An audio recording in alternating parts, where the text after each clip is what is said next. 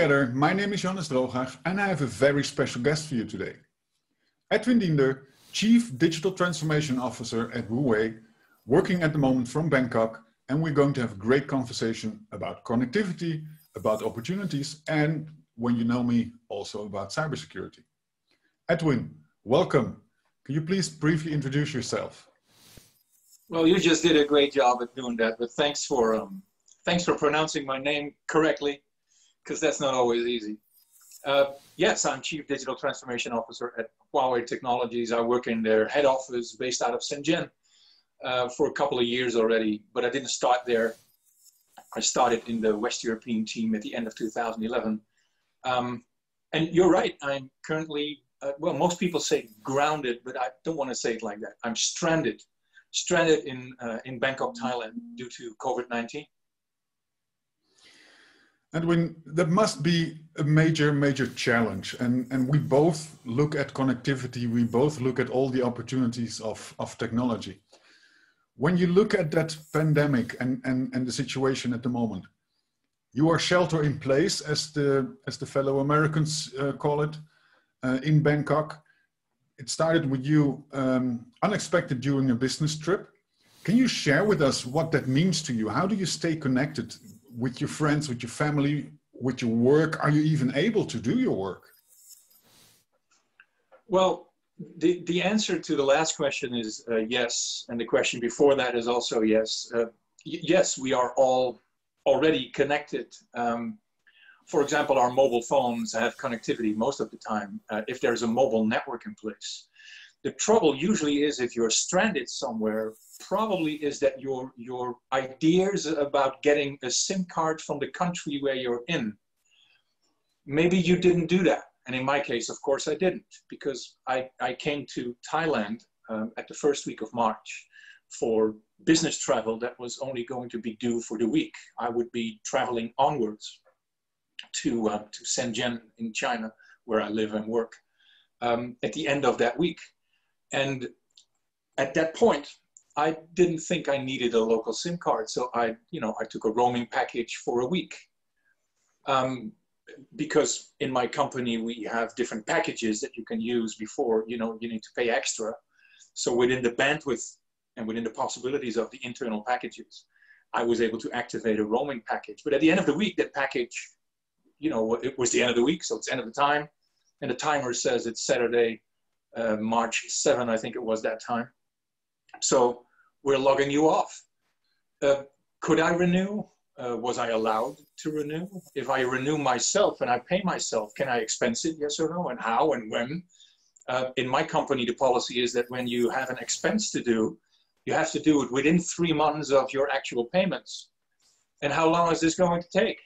No one knows, right? So that's the first encounter of a minor issue, if you don't mind me putting it like that. But that was the first, staying connected. So not being connected, but staying connected. Wi-Fi anywhere and everywhere would be available. Wi-Fi hotspots at the coffee corners or the burger shops. But because of the pandemic and when the country was going into lockdown, the second challenge came, of course, because you're not allowed to go out. And if you're out, you're not allowed to go in all kinds of shops because these were closed. Only the necessities were open. So coffee shops were closed. So the Wi-Fi hotspots were not available. So then the other point comes in, and that's a very good thing about working for an organization like the company that I work for. We got great services and we got great assistance and great support with people all over the world that are able to help you with all these kinds of things as an employee or as an executive to stay connected with the company, which means with all kinds of packages and package delivery, you're able to get, these little home Wi-Fi routers that has a connectivity layer inside that logs you on to the mobile network that you can use with a VPN for a trusted and certified connection to the corporate network. Because work from home in our organization means that you have to be able to work from home to the best of the possibilities, and home Wi-Fi usually doesn't cut it. So our organization has specific means in place to support everybody elsewhere all over the world, including myself, who got stranded in Bangkok. I am using this as well in my in my weekly communications with my parents, my family members, my friends, and what have you, but also with people around my corporate and social network that maybe are not my closest friends, but that are my daily contacts, my partner and customer contacts, and what have you. So from a connectivity point of view, the ability to stay connected was a challenge. And the ability to have a connection that is very stable, that's a challenge. My background is in integrated communication, unified communication. And when I entered this space, so if you go back a couple of years, this was meant for the high performance or the knowledge workers. Mm-hmm. But now it's for everybody, right? You know, work from home is for everybody, not the knowledge worker per se, or people who have a high performance workplace or work profile. It's for everybody. How do we do that? And again, also in our organization, we have a pretty well utilized global connectivity and collaboration infrastructure that allows us to do so. And currently with the pandemic, we also have opened that up and allow our customers and our partners to make use of that. And also to allow their peers and their contacts, and sometimes even also their family members, to make use of that connectivity layer that we already have and that we use in our daily communication with our partners and with our customers, to also allow them to do this. Well, you addressed a very important part here. When we look at the situation a couple of years ago, this level of connectivity and this level of unified communication was for the happy few, as I used to call it, those who are either in very important jobs or the executives, and the lower you go down the organization, the less availability was there.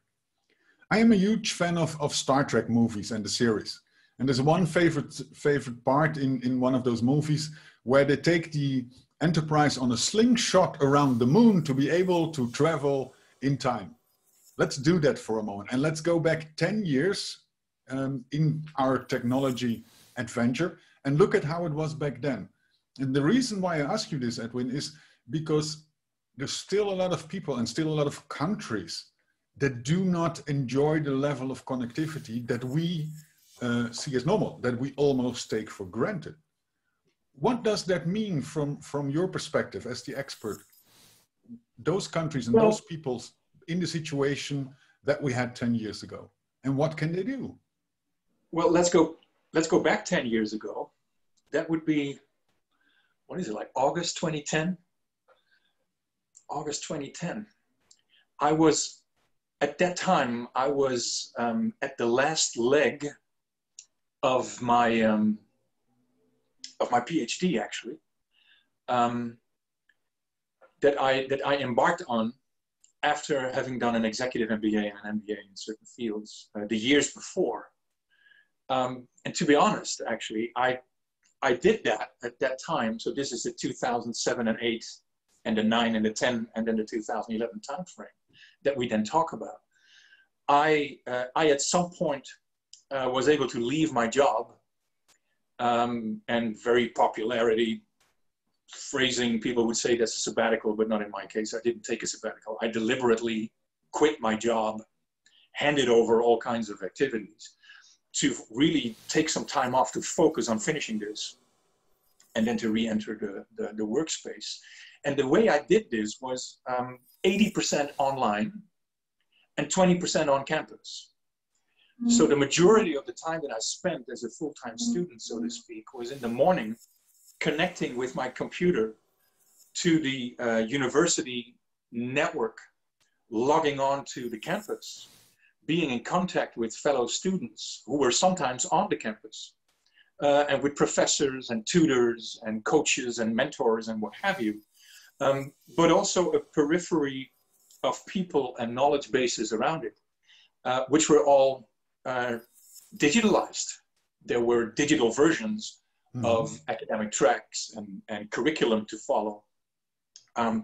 So it's a very interesting thought, actually, to go back 10 years and then think about how and what. Okay, so I was a full-time student, 80% online and digital and in my own time, my own space, and 20% on campus and, you know, face-to-face and what have you. And then the semester and the trimester exams and the midterms, you know, to pass all the different modules and get the study points. which eventually I did and I passed. And how did that work? To my surprise, when I defended my thesis, I had some roll-up banners that I had collected over the years from the different organizations that I worked for, that I pulled up behind me, and I dressed up, similar to now, actually, you know, shirt, jacket, and looking at a group of people on my screen who were looking at their screens, and who at some point were asking, look, it's very interesting what you're defending here right now, and it all relates to digital. So my defense thesis was about technology adoption in organizations, and whether that would be a technology push or a coming of age, which maybe is a good topic for another interview as well, but let's put that aside a bit. And they said, look, for all we know, you know, it looks like you're sitting in an office environment, but for all we know, you know, you could sit in your living room wearing shorts and what have you. And that was correct.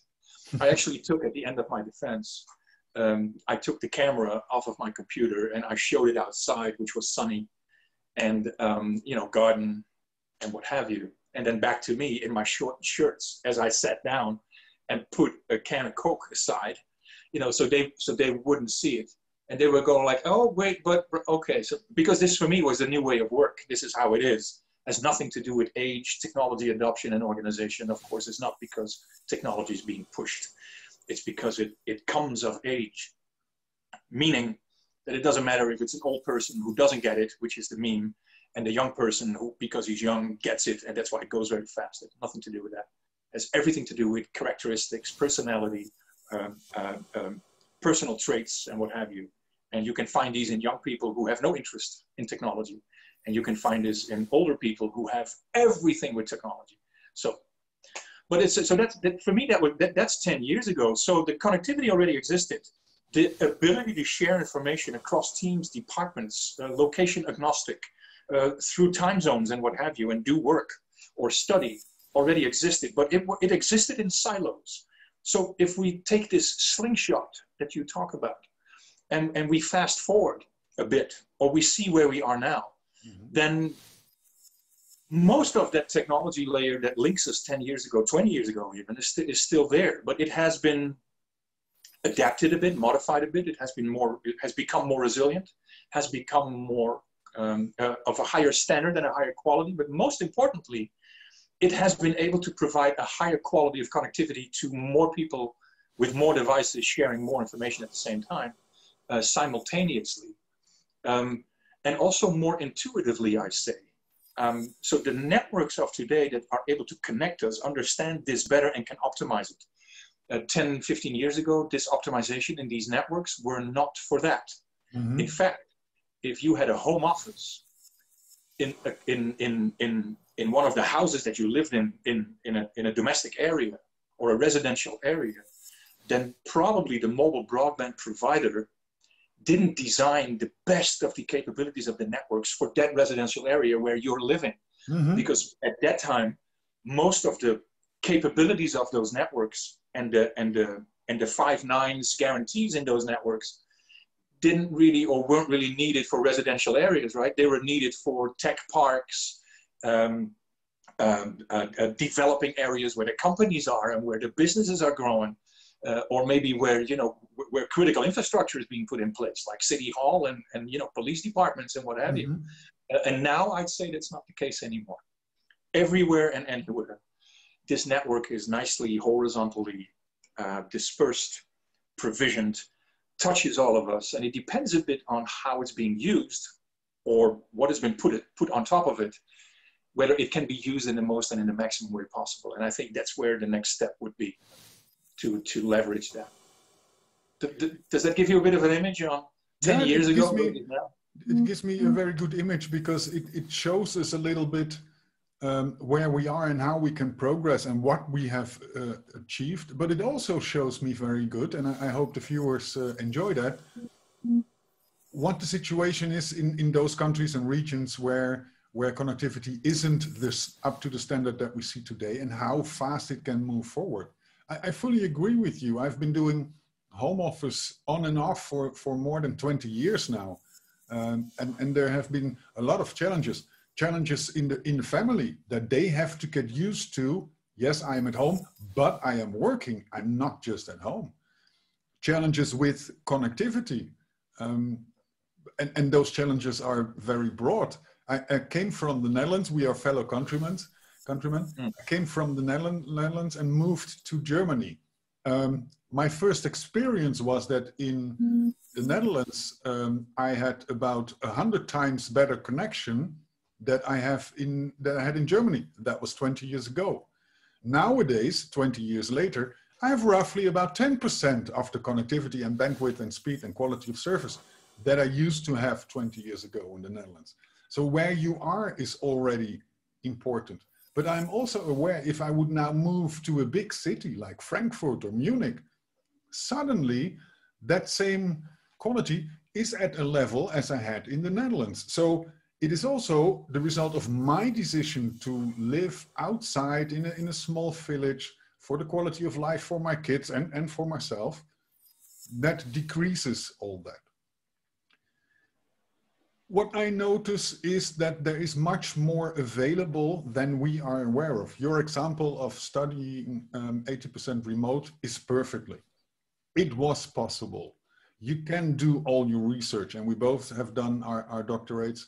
You know that that is a lot of research and a lot of verification and a lot of going through the sources and making sure that you're not using a source which was already rectified by somebody else 2 months later.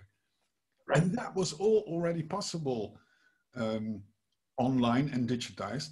We just didn't use it as much. And I think that's one of the things that have changed, that it's not just the availability, it's also our willingness to use it, our acceptance of using it. True. Edwin, you also touched on another point. You're touching on a point where today still certain areas are not quite connected yet. And I think that's where we as a company not only have an ambition, but also an obligation. In 2023 or 2025, I think it's 2023, we will have 500 million additional intelligent connections available in our global infrastructures and global networks on top of what's already available today. 500 million extra intelligent connections available worldwide. That's an ambition that we have. And based on that, we're bringing technology in place, and we're trying to boost our technology and stretch it, but also expand a little bit from and create capacity for it. But as I said before, I also think it's an obligation that we have, and not only we, but I think as an industry, as a communications and connectivity industry, we should not only have this ambition, but we also should have this drive, this obligation. That's a very good point, because this is one of my favorite themes when everybody speaks to me about the wonderful future with 5G, which is great. We can do fantastic things. And I always like to point out, listen, I have to walk 10 minutes with my dog to be in an area where there is no 2G, but I still can see my house. So it's not that I go to the middle of nowhere, I just leave the village.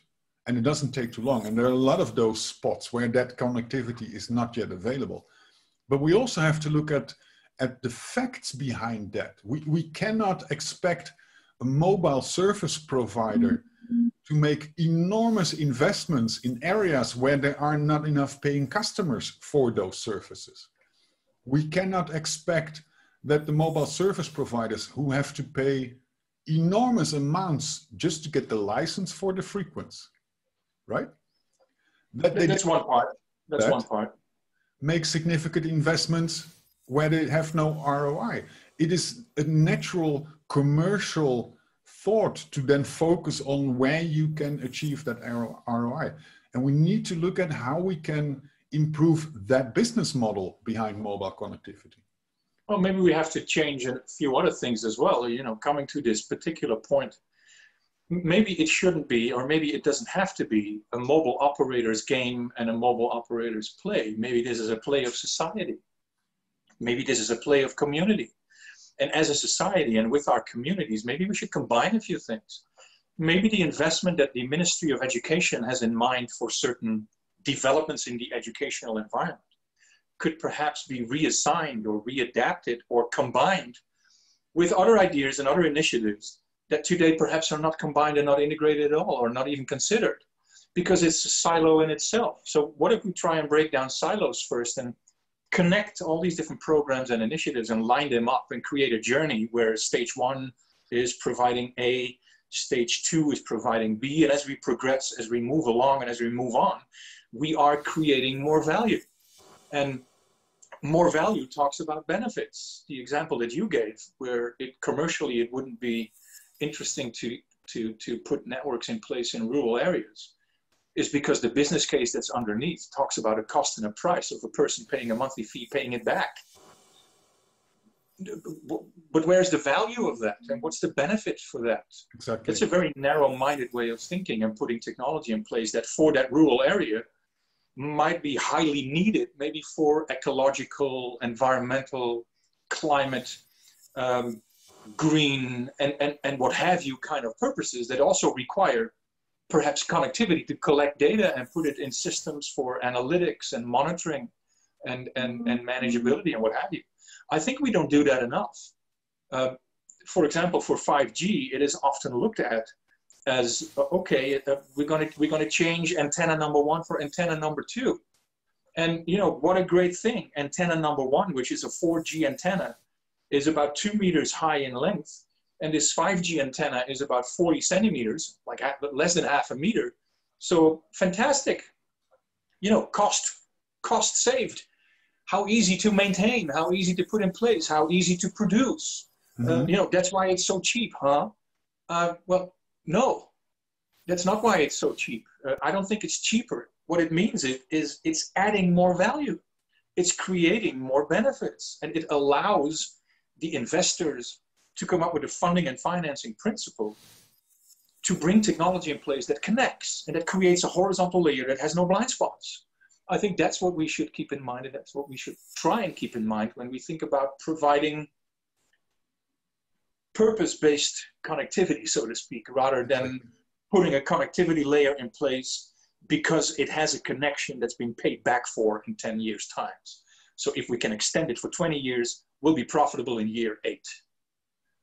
Okay, and then the profit goes where? In the pocket of the shareholder or into expansion of a network and create more value? Because that's another question then. You know, I really think we should change our game on this. We really should.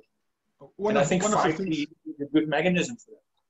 One of the things we have learned from this pandemic is that connectivity and the ability to stay in touch, but also the ability to continue education and the ability to respond to all those unforeseen actions, and being flexible enough to say, we now have a serious threat, and we see it all over the world. The virus keeps popping back up until we all have it under control.